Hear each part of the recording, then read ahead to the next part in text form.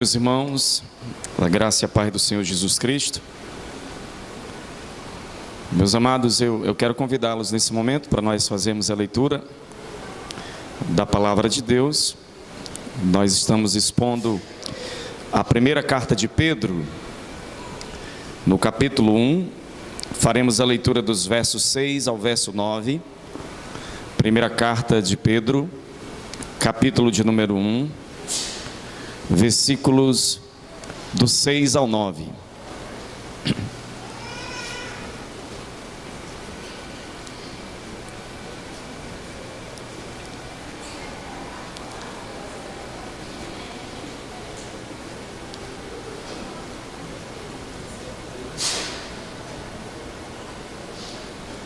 Amém, irmãos? Diz assim a palavra do Senhor: nisso vocês exultam, ainda que agora, por um pouco de tempo, devam ser entristecidos por todo tipo de provação.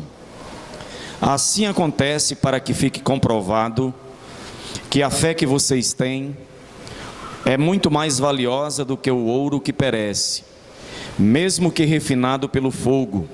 É genuína e resultará em louvor, glória e honra quando Jesus Cristo for revelado. Mesmo não o tendo visto, vocês o amam, e apesar de não o verem agora, creem nele e exultam com alegria indizível e gloriosa, pois vocês estão alcançando o alvo da sua fé, a salvação das suas almas. Palavras do Senhor. Bendito Deus, nosso eterno e glorioso Pai, te louvamos mais uma vez, ó Deus, por aqui estarmos no teu santuário, em comunhão com os nossos irmãos, atendendo ao teu chamado santo, Senhor. E diante da tua palavra, agora nós te pedimos pela tua bondade e misericórdia, que mais uma vez o teu Espírito Santo nos conduza na compreensão, no entendimento da tua verdade, Senhor, que tu tens a falar com o teu povo. Confessamos diante de ti que somos limitados, somos miseráveis, mas reconhecemos o teu senhorio, a tua bondade, a tua graça sobre nós, Senhor.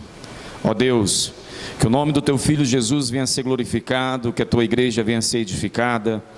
Senhor, que nós sejamos mais uma vez aperfeiçoados pelo poder extraordinário da tua palavra e pelo poder santo do teu Espírito. Assim nós oramos e nós te agradecemos em nome de Jesus.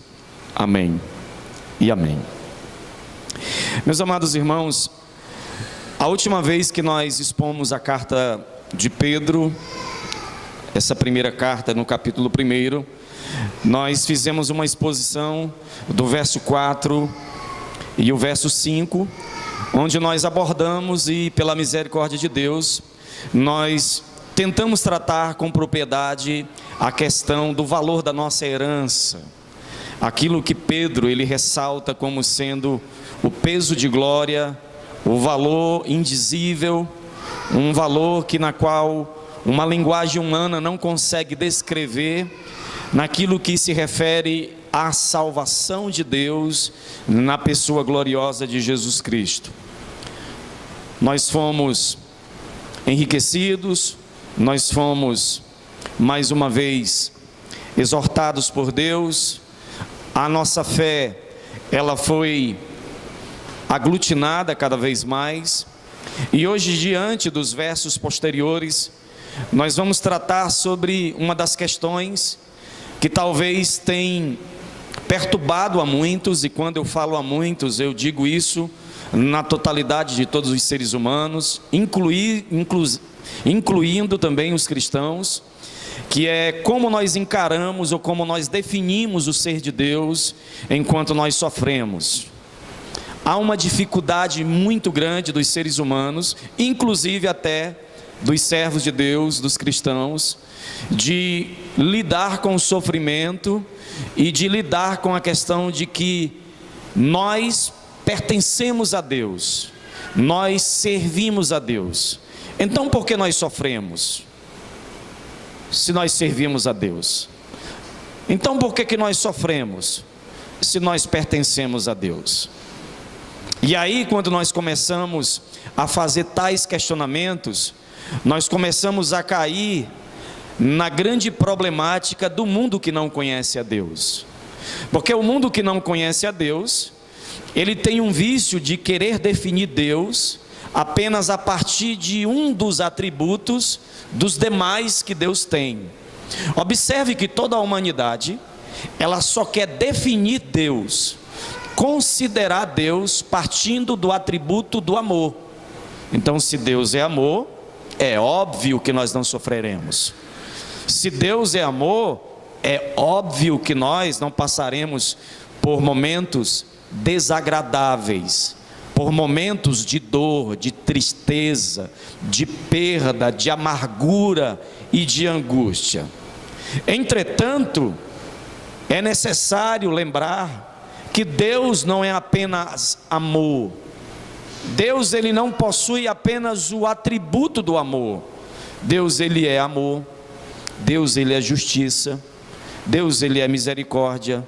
Deus, ele é paz. Deus, ele tem inúmeros atributos, sabedoria, infinitude. Então tudo isso encontra-se no ser de Deus.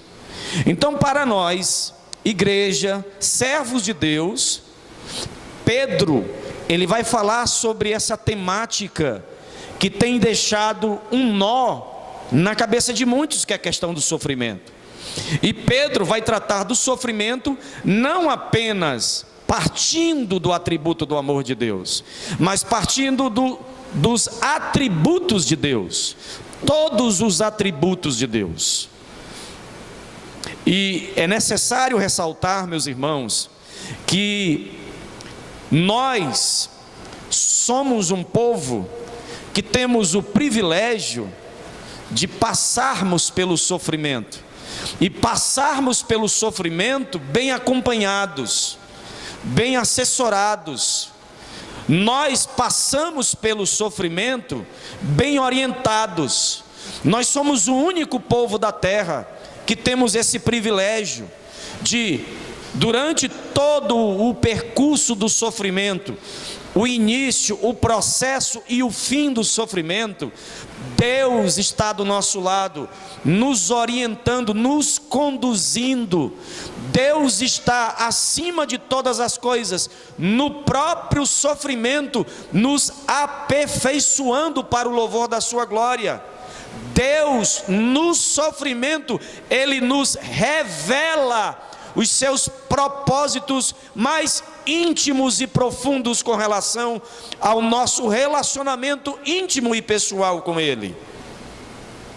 E diante dessa verdade, cabe-nos apenas baixar a nossa cerviz, exaltarmos a este Deus, de saber que o Deus a quem nós servimos é um Deus que Ele nos aperfeiçoa no sofrimento.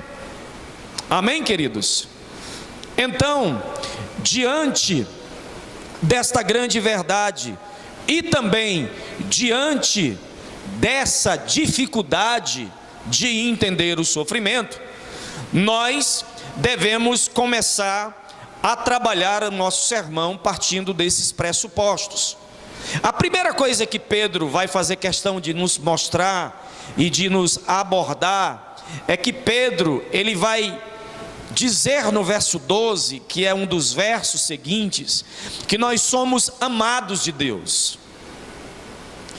Pedro, durante toda a sua primeira carta, ele vai considerar, ele vai tratar a igreja, ele vai tratar os servos de Deus com esse adjetivo que eu considero como um dos mais suaves, um dos mais belos e um dos mais íntimos nos quais Deus, Ele trata com o seu povo. Nós somos amados de Deus, nós somos alvos do amor de Deus, nós somos sustentados pelo o amor de Deus.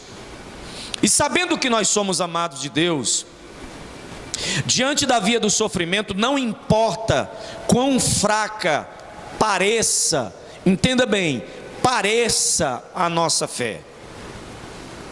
Paulo, quando escreve aos Romanos, Paulo no capítulo de número 16, a transição, Paulo ele vai falar sobre a questão da fé, e ele vai tratar da questão da fé num tom de porção, de que Deus ele dá uma porção diferenciada de fé para cada um de nós. E quando nós tratamos da questão da fé parecer fraca, nós estamos tratando apenas daquilo que é visível a nós homens. Nós olhamos entre si e nós temos essa capacidade talvez de medir, de enumerar, de mensurar a fé um dos outros. Às vezes nós até nos comparamos. Nós caímos nesse grande erro de acharmos que somos mais fortes ou de acharmos que somos mais fracos. Também esta é a temática de Paulo na carta aos Romanos, no capítulo de número 16, quando ele vai dizer: olha, aos fortes, vocês que são fortes, vocês que se entendem como fortes, vocês devem acolher aqueles que são débeis na fé. Então essa questão da fé, ela é de suma importância durante o processo da caminhada cristã, sobretudo naquilo que nós vamos tratar nessa noite, que é a questão do sofrimento. Ainda que a nossa fé, ela pareça fraca, nós devemos sempre nos lembrar, e essa lembrança, ela não vem de nós mesmos. Essa lembrança vem do Espírito Santo, aquele que nos faz lembrar todas as coisas. Nós somos lembrados por Deus de que a nossa fé, a nossa vida, ela está ancorada, ela está segura nas promessas infalíveis da palavra de Deus. E isto deve ser levado em conta durante todo o processo da nossa via de sofrimento, de que as nossas vidas, assim como um grande navio, está ancorado nas promessas infalíveis da palavra de Deus.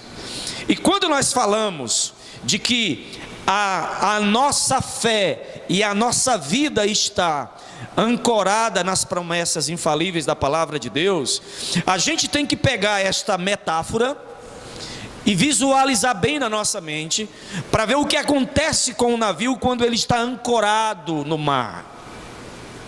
As ondas batem com ímpeto, com bastante força naquele navio, porém ele permanece firme. E isso que eu estou trazendo para os irmãos, e que Pedro ressalta na sua carta, nada mais é um produto da teologia judaica. Ele lembra aquilo que é dito pelo salmista, que os que confiam no Senhor, eles são comparados, mas são comparados a coisas estáveis, constantes, inabaláveis, que não são alteradas. Os que confiam no Senhor, e a palavra confiar é esperar, ali o texto fala sobre isso, e Pedro também está falando sobre isso. O que esperam no Senhor são como os montes de Sião, que eles não se abalam, mas eles permanecem para sempre.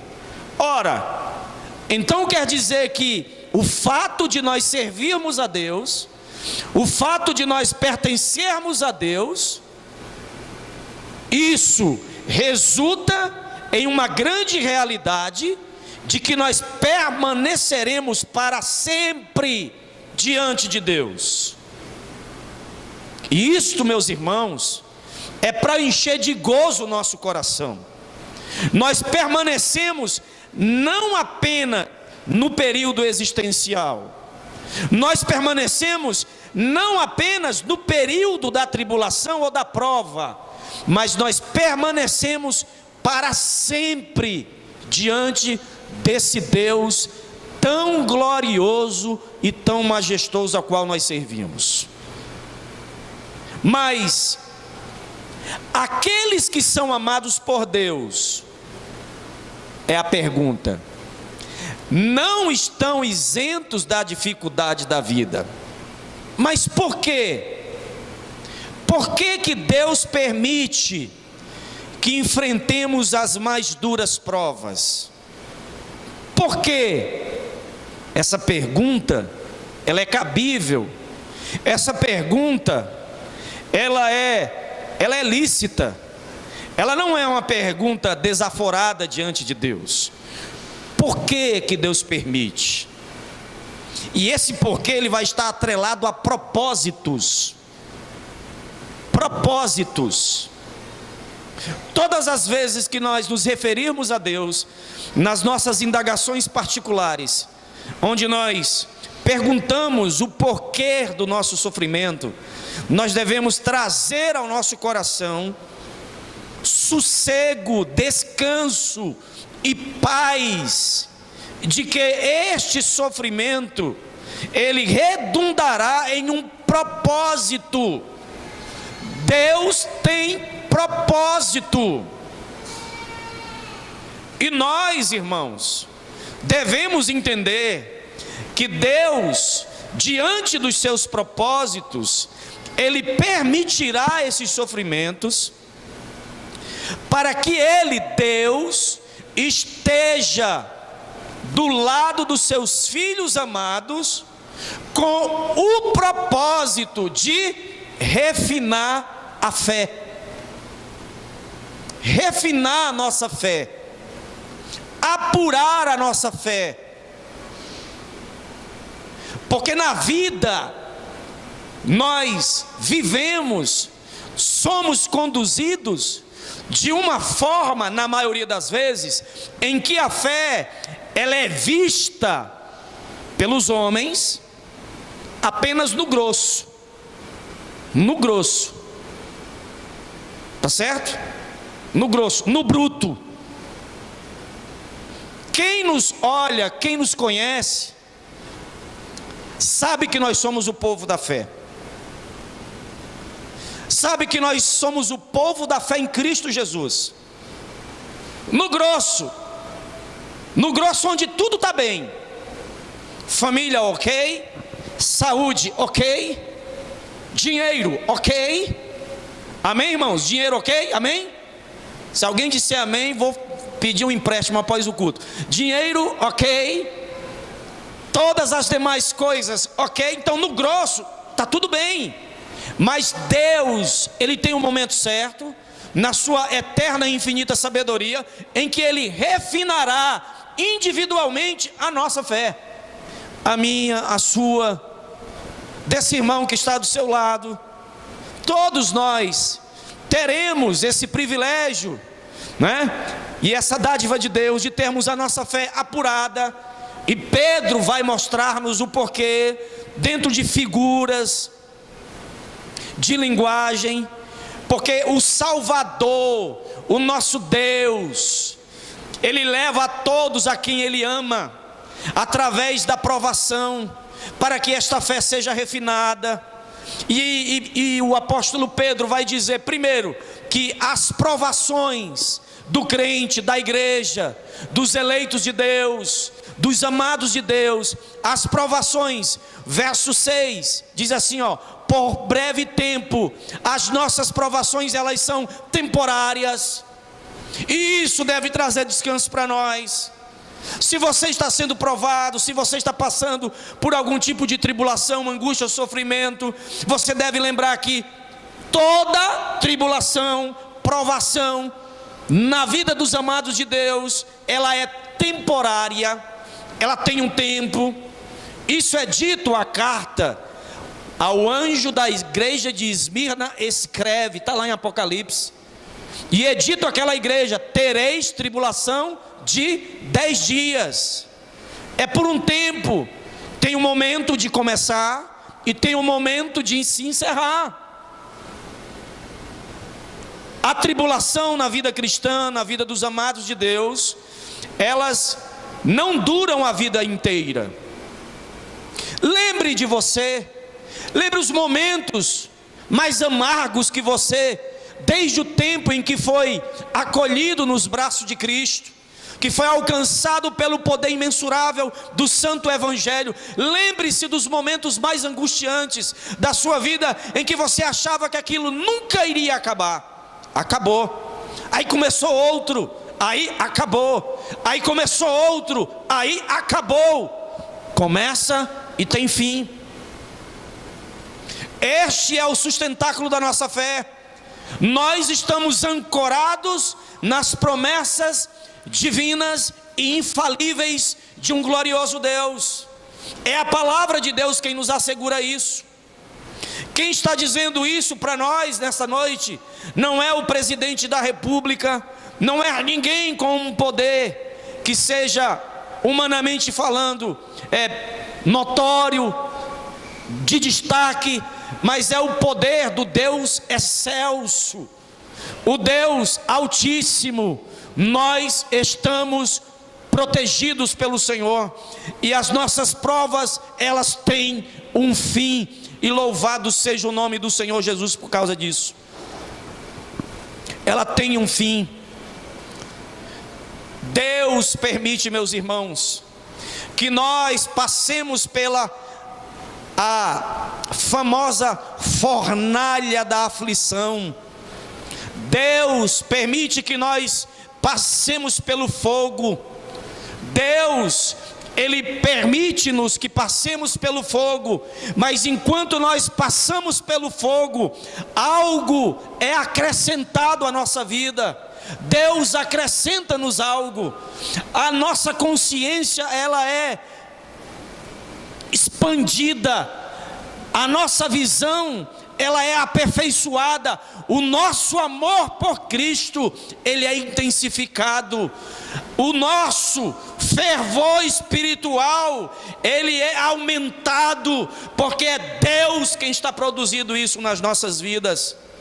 E enquanto nós passamos por isso, Deus, que é o Senhor do tempo, Ele está de olhos fitos no relógio, porque Ele sabe que tem um momento para começar essa provação, e tem um momento para terminar esta referida provação. Quando nós menos percebemos, quando nós menos imaginamos, quando nós acordamos pela manhã e pensamos que vamos encarar mais um dia ou mais uma semana de aflição, aí Deus disse: terminou. Da mesma forma que a aflição, ela vem como uma surpresa para nós, o fim da mesma aflição vem também como uma surpresa bondosa desse glorioso Deus. Olha que maravilha. Você pensa: rapaz, eu estou que não aguento. Aí termina, porque Deus não nos prova além daquilo que nós possamos suportar. Deus não permitirá que soframos, guarde bem isso, Deus não permitirá que soframos sequer um segundo a mais do que seja necessário. Amém, meus irmãos? A segunda coisa que Pedro faz questão de dizer é que, além das nossas provações serem temporárias, ele diz no verso 6 ainda: devam ser entristecidos por todo tipo de provações. Segunda coisa que Pedro está dizendo: as provações são necessárias. E a provação não é um mal necessário, a provação é um bem necessário na vida do crente. É necessário ter provação. O crente, ele precisa de provação. Mas entenda bem, quando eu digo que o crente precisa de provação, que a provação é necessária, não é que o crente causará esta provação, porque isto é rebelar-se contra Deus. Isso é tentar viver uma vida em desobediência à palavra de Deus. A provação ela é resultado de um desígnio, de um decreto de Deus das nossas vidas. Lembra que eu mencionei Esmirna? Tereis tribulação de 10 dias, eis que Satanás lançará alguns de vós na prisão. Desígnio, propósito. Deus é o agente causador, ok?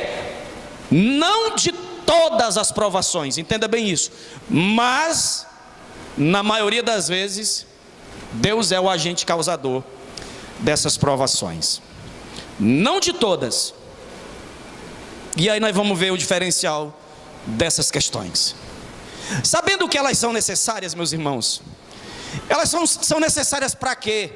Repito, refinar a nossa fé. Ou seja, olha aqui, ó, isso tem tudo a ver com você. Por que tem tudo a ver com você? Porque tem tudo a ver comigo. Por que as provações são necessárias? Porque lamentavelmente nós aprendemos mais sobre Deus nos momentos de dor do que nos momentos de alegria. Nós aprendemos mais sobre Deus nos momentos de dor do que nos momentos de alegria. Momento de alegria, meu irmão, ninguém vê isso como sendo beneplácito de Deus, bondade